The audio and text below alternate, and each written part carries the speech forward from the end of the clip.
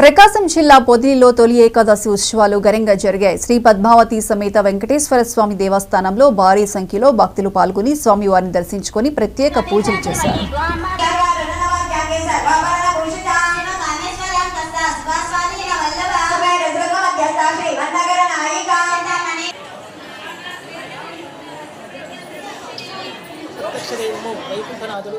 వెంకటేశ్వర స్వామివారి యొక్క దీనిని శయన ఏకాదశి అని చెప్పి పిలుస్తూ ఉంటాం.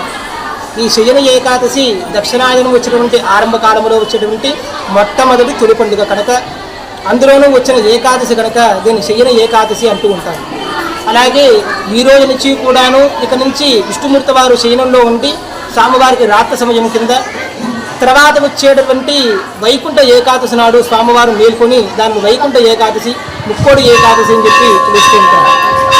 మా దేవాలయంలో పద్మావతి గోదా సమేతుడి ఆ యొక్క తిరుమల క్షేత్రాన్ని పరిపాలించేటువంటి చక్రవర్తి వెంకటేశ్వర స్వామివారు ఉభయ దేవేరులతో కూడి అలాగే భూవరాహ స్వామివారితోటి, లక్ష్మీనారసింహ స్వామివారితోటి, అనంత పద్మనాభ స్వామివారితోటి అలాగే కంచిలో ఏ విధంగా అయితే బంగారు వల్లి వెండి వల్లి ఉంటాయో ఆ విధంగా మేము దేవాలయంలో ఏర్పాటు చేసుకున్నాము.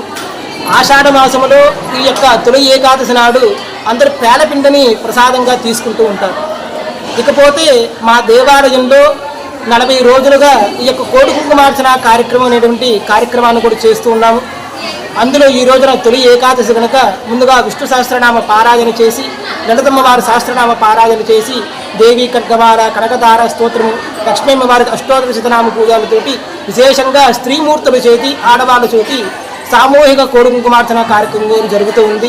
విచ్చేసిన భక్తులందరికీ కూడాను అన్నప్రసాద వితరణ, తీర్థప్రసాదాలన్నీ కూడాను దేవస్థాన కమిటీ వారు ఏర్పాటు చేస్తున్నారు. భక్తులందరూ కూడా ఆ పరమాత్మను చూసి వారి యొక్క కోరికలు తీరుస్తాడని చెప్పి ఆ యొక్క భగవంతుడు నమ్మి వివిధ ప్రాంతాల నుంచి కూడాను యొక్క భగవద్ దర్శనార్థం వచ్చి స్వామివారి యొక్క అనుగ్రహాన్ని పొందుతూ ఉన్నారని చెప్పి